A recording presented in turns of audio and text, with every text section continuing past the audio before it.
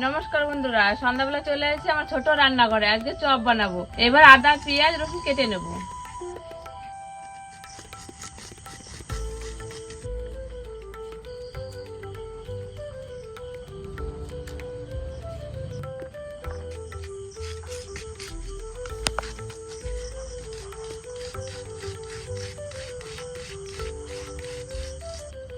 আলুগুলো আগে থেকে সেদ্ধ করে রেখেছিলাম, এবার ছুলে নেব।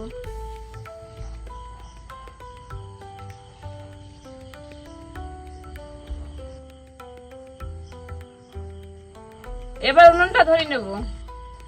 উনুন ধরে গেছে, আমরা কড়াই বসিয়ে দেবো। শুকনো কড়াইতে জিরে, মৌরি, ধনে একসঙ্গে ভেজে নেব। আমি মশলাটা করে নেব।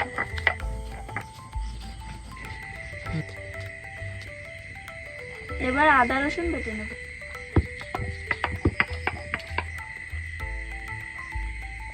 দিয়ে দেবো সরষের তেল।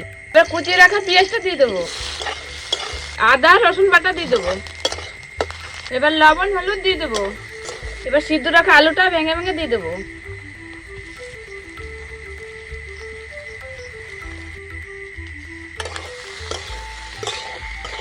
শুকনো লঙ্কা ভালো করে হাত দিয়ে গুঁড়ো করে নেবো। এবার ভাজা বাদামটা দিয়ে দেবো। জিরে, ধনে, মৌরি গুঁড়োটা দিয়ে দেবো। আমার চপের আলু মাখা হয়ে গেছে, এবার নামিয়ে নেব। এবার ব্যাটারটা বানিয়ে নেব। বেসন, লবণ, হলুদ দিয়ে দেবো। এবার খামাচাটা দিয়ে দেবো। অল্প অল্প জল দিয়ে মাখিয়ে নেব।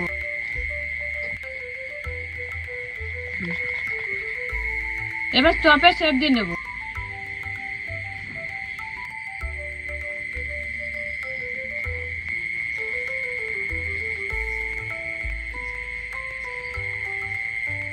এবার সাদা তেল দিয়ে দেবো।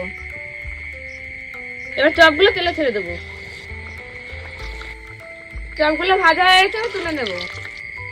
বাকিগুলো এইভাবেই ভেজে নেব।